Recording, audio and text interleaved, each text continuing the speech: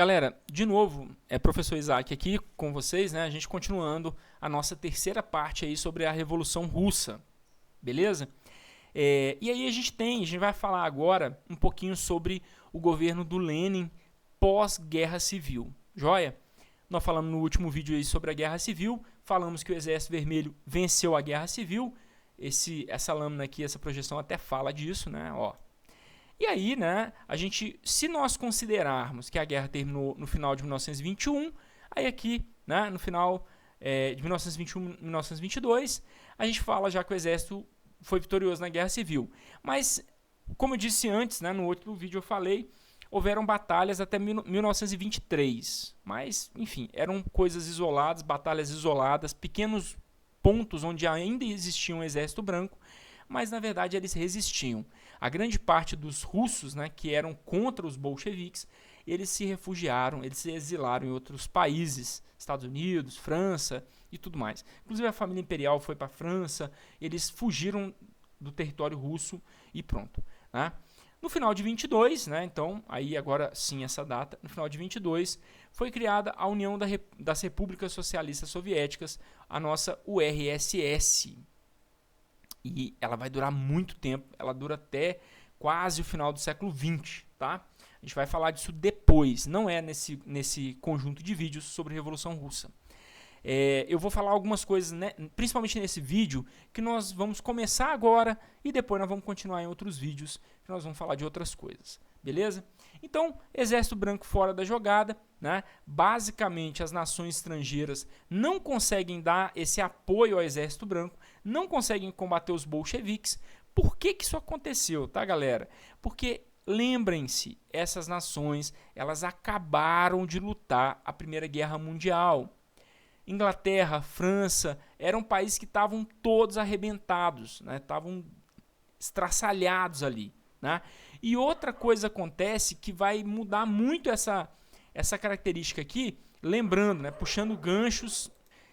Galera, voltando aí, o que acontece? Esses países, né? Os países estrangeiros que apoiavam o Exército Branco, os mencheviques, eles basicamente tinham acabado de passar pela Primeira Guerra Mundial, estavam arrebentados pela Primeira Guerra Mundial, quebrados, né? Os Estados Unidos, lembrem-se dos 14 pontos de Wilson, né? Do Woodrow Wilson, que era o presidente dos Estados Unidos na época do final da Primeira Guerra Mundial, e que ele diz que iria isolar os Estados Unidos dos assuntos europeus.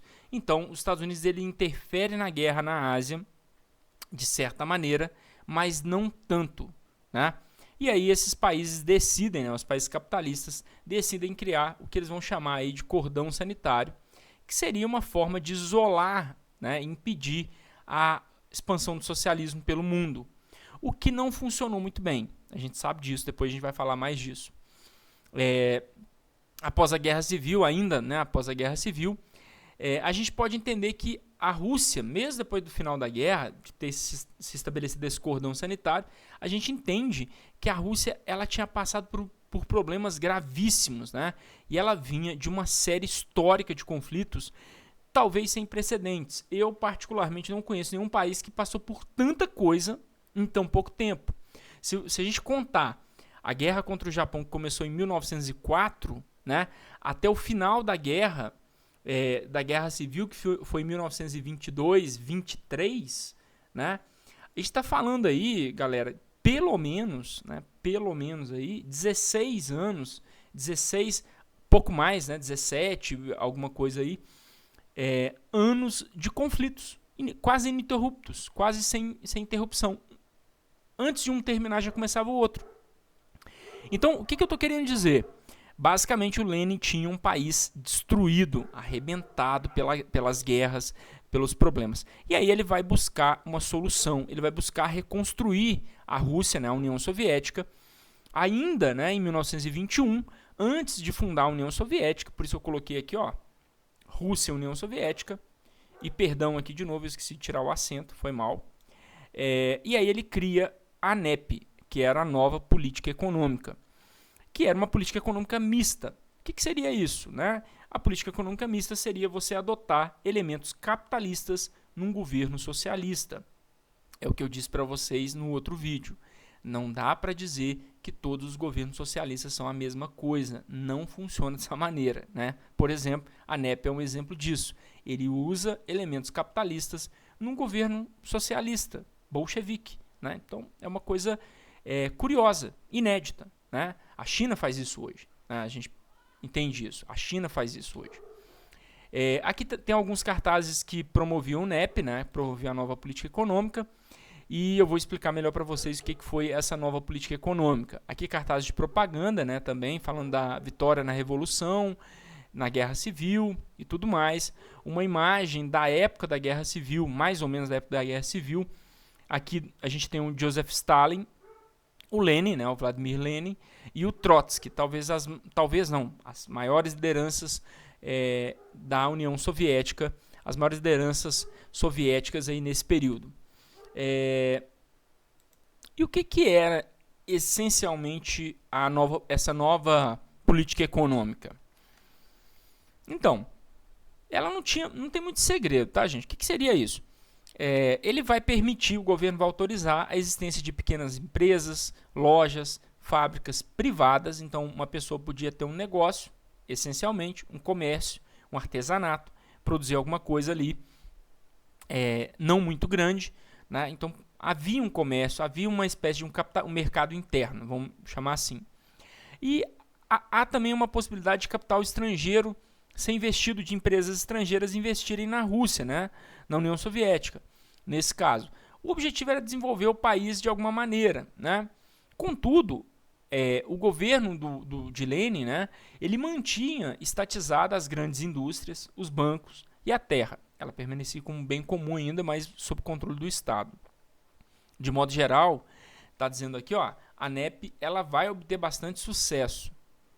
De certa forma, ela recupera a economia soviética. Não faz, tá, gente, com que a economia soviética, com que a União Soviética se torne uma potência. Mas também ela não é o contrário, né? Tipo, ela não mantém a crise, né? Ela vai conseguir acabar com a crise e equilibra, de certa maneira, a coisa toda. Em janeiro de 24, morre Vladimir Lenin, né? O Lenin, em 1923, e um pouquinho antes, ele já tinha a saúde muito debilitada, tinha sofrido 3 AVCs, né? Até 1923. Ele fica sem falar por um tempo, cadeira de roda. O cara passou por muita coisa e, de certa maneira, ele tinha a saúde muito fraca nesse momento.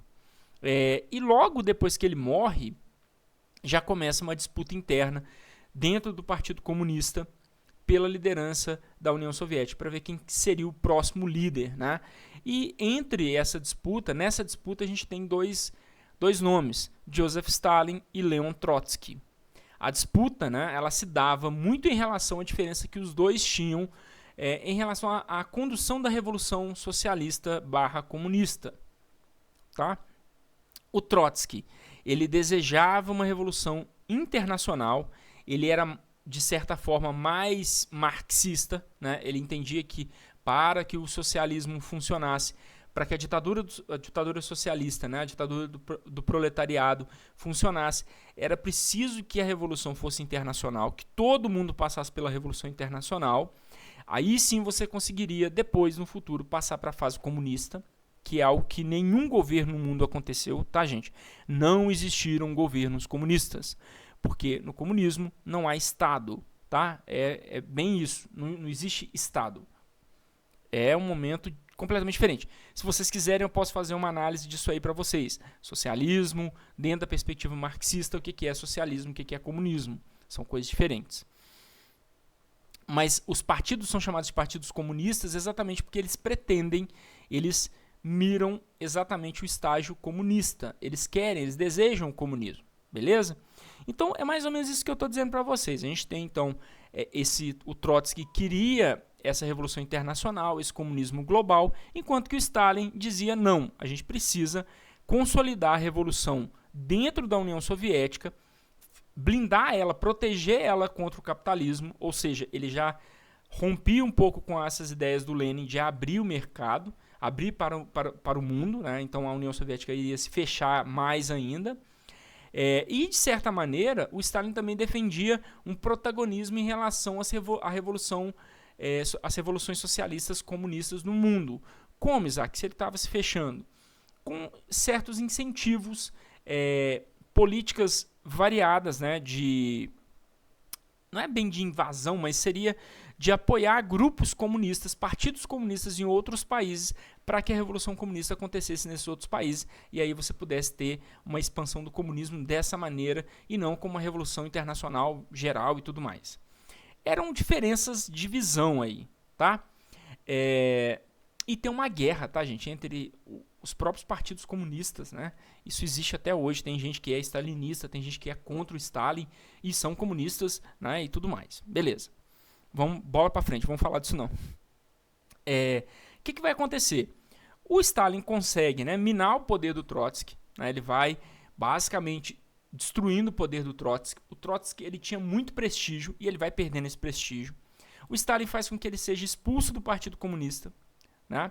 Declara o Trotsky, o próprio Stalin, né, como inimigo da Revolução, exila o Trotsky no México e anos depois, em 1940, ele manda assassinar o Trotsky. Então, não era muito legal ser inimigo do Stalin não, tá, gente? O Stalin era um cara meio difícil de mexer, né? Tô brincando, tá, galera? Mas, brincando não, né? Não deixa de ser verdade, né? O Stalin, ele não trata os seus inimigos de forma muito humana, tá? E aí ele manda assassinar o Trotsky e evidentemente ele vai, mas isso é muito depois, né? O Stalin, ele já vai chegar no poder já em 1924 e a morte do Trotsky é em 1940, né? Então muitos anos depois, antes da entrada da União Soviética na Primeira Guerra Mundial. São contextos diferentes aí, beleza? Aqui está mostrando, né, uma pintura sobre a morte do Lenin, né? Então o caixão do Lenin, né, ali, ele está lá, literalmente, tá, gente? Ele está lá até hoje. Eu vou mostrar depois. Aqui do lado a gente tem outras lideranças, mas eu vou marcar aqui só o Stalin e o Trotsky, os dois aqui, né? A disputa entre os dois aqui. Deixa eu pôr a mãozinha para vocês verem. Aqui, ó, puxando a barba do Trotsky, tá? E puxando o bigode do Stalin. Tá os dois lá. Além disso, né, a gente também tem uma coisa curiosa que eu acho, né? Aqui está o Lenin na cadeira de roda, né? E aqui, galera, o mausoléu do Lenin. Desde essa época de 24, o que eles fizeram? A União Soviética e depois, né, hoje, atualmente a Rússia, eles mantêm o corpo do Lenin embalsamado, né? O corpo está lá preservado e você pode visitar isso, né? Isso está lá na Praça Vermelha, essa pirâmide, né? Você tem um mausoléu lá, isso aqui é vidro, tá, galera? É tudo hermeticamente fechado, tal, e tem todo um processo, né? Um custo gigantesco para manter o corpo dele lá. Se a gente tá de quarentena, não pode fazer isso, né? Mas se você um dia for visitar Moscou, né, e quiser visitar a Praça Vermelha, tal, e vai chegar lá nesse prédio aqui, você vai entrar lá dentro e vai ver o corpo do Lenin lá preservado. Ele vai estar lá como se ele tivesse no mesmo dia que ele morreu, né, lá em 1924. Ele vai estar lá do mesmo jeitinho, quase 100 anos depois. Então, né, coloquei aqui os dois, né, na época, o Trotsky aqui, né, Trotsky morto, tal, foi morto lá no México, e o Joseph Stalin de cá. E aí a gente vai entrar agora no governo do Stalin, tá, galera? Muito diferente do governo do Lenin. É outro cara extremamente controverso e extremamente complexo. Tem pessoas que amam, tem pessoas que odeiam, tem pessoas que buscam um entendimento histórico, é o que eu tento fazer, né? Eu tento nenhuma coisa ou outra, mas se alguém me perguntar, Isaac, Stalin foi um grande ditador e um grande genocida? Sem sombra de dúvida, tá? Ele foi. Ah, mas e por que algumas pessoas defendem esse cara? Então, tem muitos motivos, né? Primeiro, porque ele transformou a União Soviética num dos países mais poderosos do planeta na época dele, né? E isso vai perdurar por alguns anos depois da época dele. Outra coisa também que é relacionada à memória do Stalin é o fato dos aliados vencerem a Segunda Guerra Mundial. Sem as forças, né, do Exército Vermelho, seria praticamente impossível vencer o nazismo, né? Muita gente associa aí a queda do nazismo com o dia D e tudo mais, mas na verdade isso não é correto, tá, galera? O principal ponto, né, de virada aí na guerra é exatamente depois lá da tomada de Stalingrado, quando os russos os soviéticos, né, tomam Stalingrado e avançam sobre o território alemão, o território nazista, e eles chegam a Berlim. São eles que derrubam Berlim, são eles que vencem a guerra contra os nazistas. Os estadunidenses, eles ajudam nisso, porque existe uma explicação para isso. Eu vou explicar isso depois com calma lá no vídeo da Segunda Guerra, né? Eles ajudam no sentido das tropas não precisarem, poderem abandonar os territórios no Ocidente e ir combater os russos no Oriente, né? no território ao leste. Então, os americanos atacando no Oeste, né? no Oeste europeu, eles impedem que aquelas forças do Oeste ajudem as forças russas no leste, né? Então isso tem a ver com Stalin, né? Então isso é uma coisa do Stalin. Eu também vou falar isso depois um pouquinho mais, tá? Então vamos lá. Ele foi o segundo líder da União Soviética, governou de 1924, da morte de Lenin, até 59, quando ele morreu.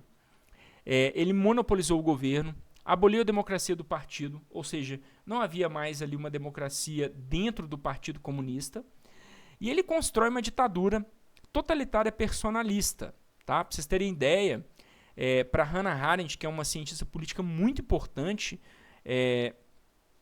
o regime stalinista ele foi o único regime realmente totalitário. O que significa isso, gente? Ele tomava conta de todos os aspectos da vida das pessoas que viviam sobre esse regime. Tá? Outras coisas aqui, ó, burocratizou e centralizou o poder, além de criar um violento esquema de repressão contra os opositores, realizando perseguições, prisões, assassinatos, deportações para os campos de trabalho forçado, as gulags, né, que são lá as prisões / campo de trabalho forçado. Depois eu tenho um negocinho especial aqui para a gente falar sobre as gulags. Aliás, vou mostrar agora já de uma vez. Então, galera, eu tô pegando aqui um vídeo de YouTube, né, sobre que mostra um pequeno trecho, né, do Call of Duty Warzone, né, que é um jogo online aqui agora, e ele mostra, né, uma coisa dentro de uma gulag, tá? Então, isso é uma prisão, isso é uma gulag na época soviética, né? Claro que o jogo dá uma fantasiada, mas seria mais ou menos isso. Eu não sei se vai dar certo para captar o áudio, mas já é uma imagem, já vai ajudar um pouquinho vocês entenderem. Um prisioneiro, né?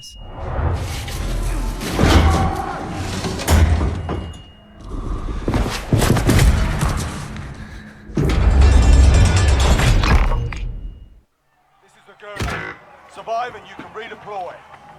Your teammates got the problem sorted. We're sending in a mode. Eu não sei se as armas são modernas, mas as gulags eram isso, grandes estruturas no qual as pessoas tinham que trabalhar, ali eram forçados a trabalhar. You win this fight and you return to the front line. But if you lose, you're done here. You're up, soldier. Now go, soldier.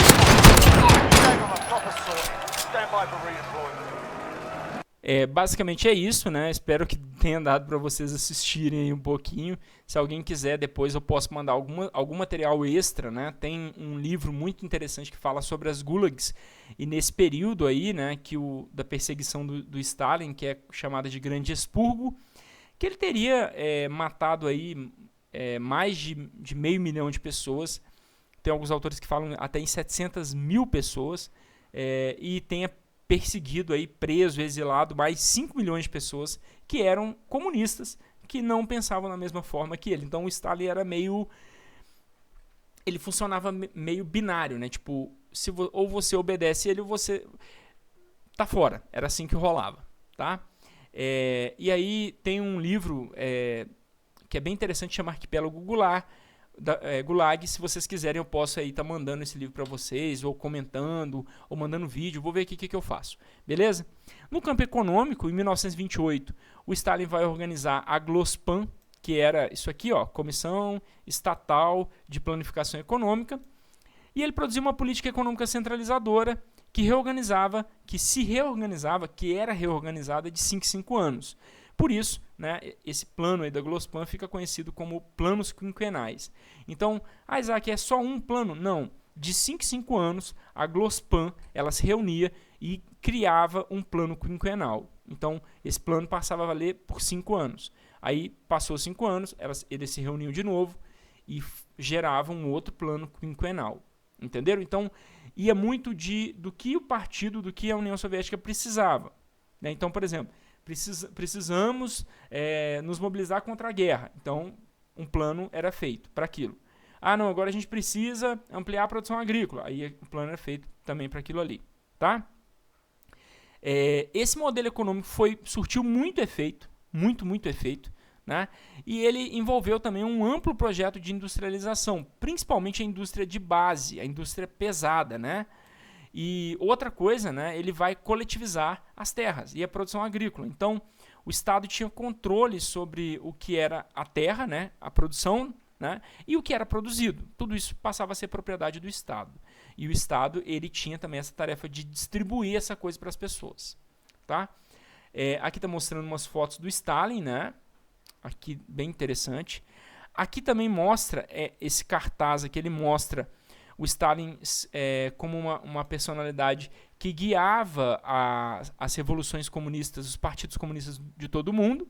Né? Aqui mostra também a Praça Vermelha, quando Stalin assumiu o poder. Tá? Aqui uma imagem de Gulag, né? As pessoas eram obrigadas a trabalhar. Geralmente eram regiões muito frias, um trabalho muito penoso, sem sombra de dúvidas, né? Aqui também outra Gulag, é uma imagem da BBC. E alguns pontos, aí eu fiz um apanhado de pontos para me não também dar spoiler das outras matérias, né? Sobre o governo Stalin, porque o governo Stalin ele envolve outras matérias como Segunda Guerra Mundial e Guerra Fria. Tá? Então eu vou pincelar alguns pontos principais, mas eu não vou me aprofundar, porque em outros momentos nós vamos falar disso. E essa matéria já está gigante, ela está enorme, né? Ela está dando aí praticamente aí 120 minutos de vídeo, quase 2 horas de vídeo. Né? Não sei se vai chegar a isso tudo, mas está muito grande, cara. Eu acho que eu vou ter que cortar algumas coisas. Mas enfim, vamos lá, esses pontos principais aí do governo de Stalin ou do stalinismo, né? Ele não admitia críticas e oposições, a gente já falou disso. Né? Centralização do poder, então tudo estava nas mãos dele. Né? Planificação econômica também. Perseguição a opositores políticos, total. Né? Opressão às nacionalidades não russas, então ele obrigava os não russos a se tornarem russos, falar russo, a seguir a linha do jeito que ele queria e os elementos da cultura russa. Havia uma espécie de xenofobia mesmo pelas culturas não russas, tá, galera? Forte censura na política, na arte e na estética.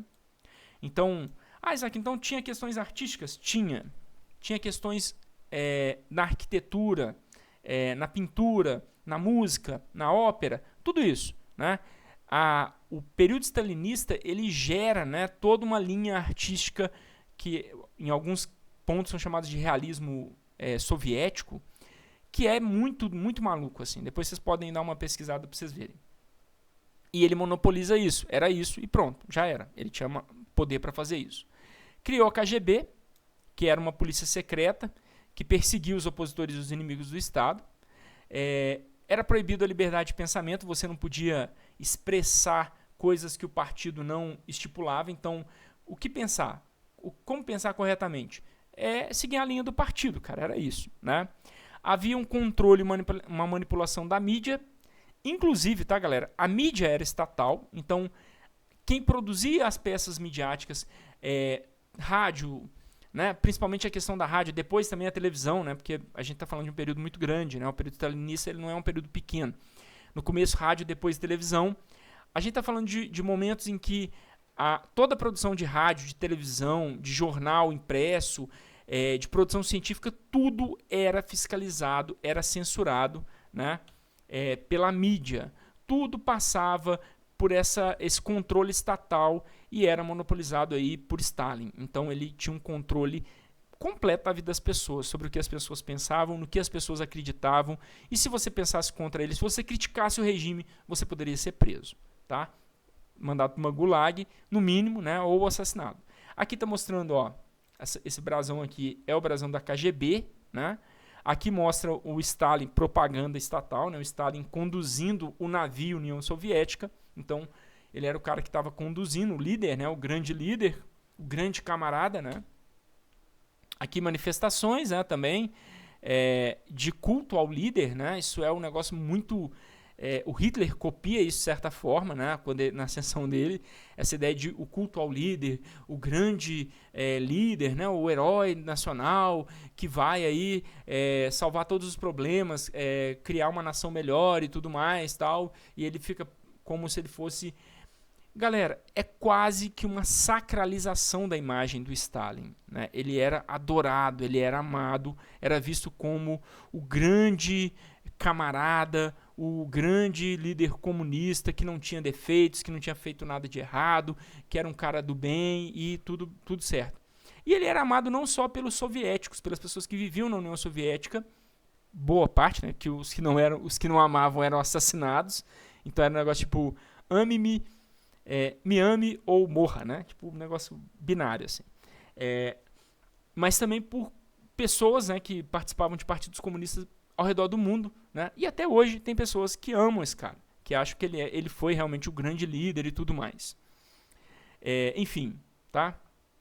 Desculpa aí, ô Gleidson, se eu tô te contrariando. Galera, propagandas também, né? Propagandas aí também sobre o Stalin, né? Como o cara que lida com a criancinha, né, que protege a criancinha, o futuro, né, o grande líder militar, esse grande líder heróico e tudo mais, né, isso aí. Outros pontos, né, para a gente finalizar, criação e imposição de estéticas artísticas e literárias, eu já falei, não só censurava, mas também criava e estipulava o que era, né, arte, o que era literatura. Eu falei do culto, né, ao líder aqui, né, bondoso, benevolente. É um processo de sacralização, literalmente, e aí você usa a mídia para fazer isso. A União Soviética se coloca como líder do bloco socialista, dos países socialistas. Isaac, já haviam outros? Nessa época, sim. Alguns outros países já haviam se convertido ao socialismo, eu digo no período do Stalin, tá, gente? Por exemplo, China vai se tornar socialista lá na década de 40, e alguns outros países também. Então, depois a gente vai falar disso quando a gente estiver estudando Guerra Fria. Tá? Incentivou a industrialização de base, né? E o desenvolvimento tecnológico. Isaac, ele desenvolveu tecnologicamente a Rússia? Gente, sim. Tá? Muito. Energia nuclear, né? Desenvolvimentos ligados aí à questão espacial, à conquista do espaço. Então, foguetes espaciais... Tudo isso começa lá na era Stalin, tá? Desenvolvimento de bombas nucleares, tudo isso começa na era Stalin. Então, havia pesquisa, havia tecnologia? Sim, mas era monopolizada pelo Estado. O Estado controlava essas coisas. Então, isso gera problemas em alguns momentos? Sim, obviamente, né? Porque as coisas eram feitas conforme o partido, entre aspas, o Stalin queria. Era tudo assim, mas havia desenvolvimento tecnológico. As pessoas estudavam, as pessoas tinham as questões de espionagem, né? Então existiam elementos soviéticos que iam para o Ocidente para tentar surrupiar mesmo, roubar a tecnologia, assim como tinha o contrário também, elementos do Ocidente vinham, né, para o Ocidente. Tanto a União Soviética quanto os Estados Unidos, que são os dois grandes vitoriosos da Segunda Guerra, eles roubam tecnologia nazista, que era, naquela época, o país mais avançado tecnologicamente falando, né? Então, havia desenvolvimento tecnológico? Sim, muito, né? Só a gente pensar que os russos, os soviéticos, eles foram os caras que mandaram o primeiro homem para o espaço, né? O Yuri Gagarin, tá? Mas a gente vai falar disso depois, tá? Isso aí a gente vai falar depois. Tem toda uma matéria que a gente vai estudar com calma, com tranquilidade sobre isso, beleza? Um ponto negativo da industrialização do período stalinista é a questão de que ele não investia na indústria de bens de consumo. Então, havia indústria pesada, né, que era positiva, mas não havia indústria de bens de consumo. Nós estamos falando de um regime socialista, então o mercado ele é mínimo, né? Havia um mínimo mercado, mas não era um negócio do jeito que a gente imagina hoje, né? Não funciona assim. É a mesma coisa da gente pensar, por exemplo, uma China hoje. Apesar da China ela ter uma abertura ao capitalismo, mas é um modelo diferente. De novo, Quando a gente estiver falando de Guerra Fria, eu vou explicar também isso da China, né? As zonas econômicas especiais, vou explicar lá algumas outras características que são importantes para a gente entender isso aí com calma. Joinha? Outro ponto positivo no regime stalinista, né? Um elevado índice de saúde, né? A saúde ela era muito positiva. Nível de educação. Gente, quando eu falo educação, eu estou dizendo que não havia analfabetismo. Eu estou dizendo que havia pessoas formadas em determinadas áreas que produziram coisas muito, muito relevantes no campo científico mesmo, né? Então, havia engenharia de trânsito, haviam bons engenheiros, bons professores, tudo mais. Isaac, mas não é uma ditadura, não havia um controle da mente das pessoas? Sim, havia, né? E essas coisas coexistiam, né? Aí, por exemplo, a educação ela fomentava o senso crítico? Óbvio que não, né? Mas as pessoas eram muito bem educadas, né? E havia qualidade de vida na União Soviética no período stalinista. Galera, eu não estou falando do final da União Soviética, quando a União Soviética estava em crise econômica e as pessoas passaram literalmente um mal bocado lá, né? Não estou falando do final da década de 80 e do começo da década de 90, que basicamente a gente tem relato de pessoas que estavam passando fome na União Soviética. Não é essa época, nós estamos falando da época em que a União Soviética estava com tudo, que ela era a segunda, né, ou a primeira, quem vai classificar aí, né, superpotência do mundo, né? Ela disputava o poder do mundo sobre o mundo com os Estados Unidos, após a Segunda Guerra Mundial. Eu já falei aqui, né, lutou contra o nazismo na Segunda Guerra Mundial e foi vital para a vitória, né? Vital para a vitória ficou ótimo, mas foi essencial para a vitória contra os nazistas. Sem os soviéticos, provavelmente a guerra duraria mais tempo, ou até, alguns estudiosos dizem isso, ou até, né, talvez o nazismo não fosse derrotado. Tá? Galera, eu não estou exagerando, eu estou pegando aí, vocês sabem que eu estudo Segunda Guerra Mundial, que é a minha área de especialização, né? Então é uma área que eu leio muito, e os principais autores aí que estudam isso, quem quiser depois eu posso mandar texto, posso mandar livro, indicação de livro aí para vocês lerem, mas muitos autores dizem isso, seria impossível invadir a Europa sem a ação conjunta com os soviéticos. Se não fosse, né, a guerra patriótica, a guerra pela mãe Rússia lá, cara, esquece, né? Os soviéticos, os nazistas não teriam sido derrotados em 45.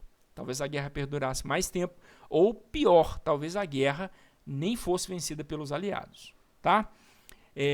Outra coisa, o Stalin começa isso, né, a Guerra Fria, então ele começa já, logo depois da Segunda Guerra Mundial, ele já começa a disputar o poder com os Estados Unidos, ele e o Harry Truman, né, que era o presidente dos Estados Unidos, logo no final da Segunda Guerra Mundial, os dois já começam ali a tretar, né, a ter um atrito, e as duas potências já começam a disputar áreas de influência e começa a Guerra Fria. Nós vamos discutir isso em Guerra Fria. Eu estou só dizendo para vocês entenderem a dimensão, né, a proporção aí do que foi o governo do Stalin, tá? Aqui é a Batalha de Stalingrado, né, é o momento de virada lá em 1942, quando os soviéticos eles conseguem derrotar os nazistas e começar a empurrar os nazistas de volta para o território do Terceiro Reich, para o território nazista. Tá? Aqui está mostrando, galera, perdão, eu não consegui encontrar esses cartazes, então são capas de livro. Não sei se os livros são bons, tá? Aparentemente é o mesmo livro, não sei, tá? Mas são edições diferentes. Mas o que eu quero mostrar para vocês são os cartazes, né? Esses cartazes eles dizem respeito à Grande Guerra Patriótica. O que é isso, tá? Os nazistas invadiram a União Soviética, devastaram a União Soviética, arrebentaram a União Soviética, Operação Barbarossa, e depois, quando os soviéticos estavam lá arrebentados, o Stalin e outros generais, outros comandantes do Exército Vermelho, eles chamam a nação para a Guerra Patriótica. E como é que funcionava essa Guerra Patriótica? Cara, se você conseguisse segurar um fuzil, você ia para a guerra. Né? Básico. Isaac, mas é uma criança com 11 anos. Problema da criança com 11 anos, ela vai para a guerra. Né? Muitas das vezes, tá, gente, essas pessoas elas eram mandadas para a morte certa. Né? Elas não era aceito que elas recuassem. Tem um filme, né, que eu acho ele incrível. que é o Círculo de Fogo. Não é o filme dos robozões não, tá, gente? Apesar do filme dos robôs também ser incrível, né? Mas nesse caso aqui eu vou colar aqui a imagem do filme para vocês, ó. É esse filme aqui, ó, Círculo de Fogo, tá? Que ele mostra exatamente isso, esse ponto de virada, né? O que eles faziam. Então, se o soldado soviético recuasse, os próprios comissários, né, que ficavam ali comandando os soldados comuns, eles atiravam nos seus próprios soldados para matar eles. Então, esses caras eles morriam de uma maneira ou outra, né? E aí só sobraram os mais treinados e tudo mais, tá? Então, a Guerra Patriótica ela foi fundamental para a vitória dos aliados na Segunda Guerra, tá? É algo indiscutível. O volume, né, de soviéticos que invadiu o Terceiro Reich é uma coisa fora do comum, né? E a destruição, né, o que eles causaram para os nazistas foi algo assim incomensurável, né? Eles não lutavam com os nazistas da mesma maneira que os estadunidenses lutavam. Os estadunidenses eles respeitavam regras de guerra. Os soviéticos não, né? Como eles foram tratados como sub-raça, né, pelos nazistas, eles foram tratados como inferiores, e aí eles mataram crianças, estupraram as mulheres, fizeram tudo isso, tipo, matava velhinho, fazia massacre mesmo. Quando os soviéticos chegaram na Alemanha nazista, cara, eles fizeram a mesma coisa. Eles passaram um rodo geral, matou milhões de soldados nazistas, prenderam, né? Teve soldado nazista que soldado alemão nazista que foi preso na guerra contra os soviéticos, que só voltou para casa, tipo, 1960, só para vocês terem ideia. O cara ficou preso lá há mais de 20 anos, né, na União Soviética. E, basicamente, né, aqui mostrando, provando que eu estou falando, né, quem tomou, né, derrubou os nazistas foram os soviéticos. Essa imagem aqui é uma foto mostrando soldados soviéticos em cima do Reichstag, que é o parlamento alemão, lá em Berlim, e a cidade depois que ela foi dominada pelos soviéticos. Então, basicamente foi isso que aconteceu, né? Aqui está mostrando a conferência de Yalta, né, juntando aqui na época, um pouquinho antes do final da guerra. A gente tem aqui algumas lideranças importantes, né? A liderança britânica, que é o Winston Churchill. Aqui a liderança estadunidense, que nessa época ainda era o Roosevelt, né? o Franklin Delano Roosevelt, que morreu antes da guerra terminar. E aqui, ó, do lado, o Stalin, né? Que era o líder da União Soviética.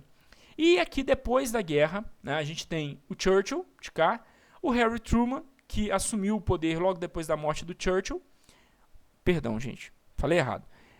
O Harry Truman, passa a borracha, o Harry Truman, que assumiu logo após a morte do Roosevelt, do Franklin Delano Roosevelt, e aí o presidente dos Estados Unidos. E aqui sim começa a treta, né? Porque Churchill e Truman, eles vão se colocar contra o Stalin, né? E eles entendiam que agora havia uma nova ameaça, que não era mais o nazismo, não era mais o Império Japonês, né? A Itália já tinha virado paçoquinha há muito tempo, mas que era a União Soviética, que era a expansão do socialismo. E nessa época o Stalin ele vai influenciar muitos países, inúmeros países, a se transformarem em países comunistas, socialistas, né? Vai incentivar os partidos comunistas desses países a transformar os seus países em países socialistas. Isso vai acontecer durante o final da década de 40, toda a década de 50 e boa parte da década de 60, beleza?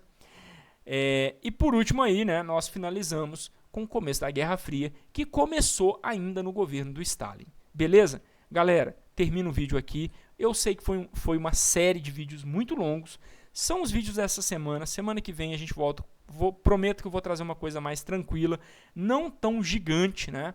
Mas eu já explico, já justifico para vocês que essa matéria, esses 3 vídeos, eles correspondem ao capítulo 5 e o capítulo 6 de vocês, beleza? Então, provavelmente semana que vem também eu vou dar até uma folga, vocês vão fazer umas atividades que eu vou mandar, mas vai ser tudo de boa, tá? Fiquem bem, fiquem em casa, essa parada aí do coronavírus vai passar, daqui a pouco a gente vai estar de volta na escola lá, né? Vamos poder aí conversar, falar aí, vocês vão me falar o que vocês acharam do vídeo, tá? Falou, até mais, tchau, tchau.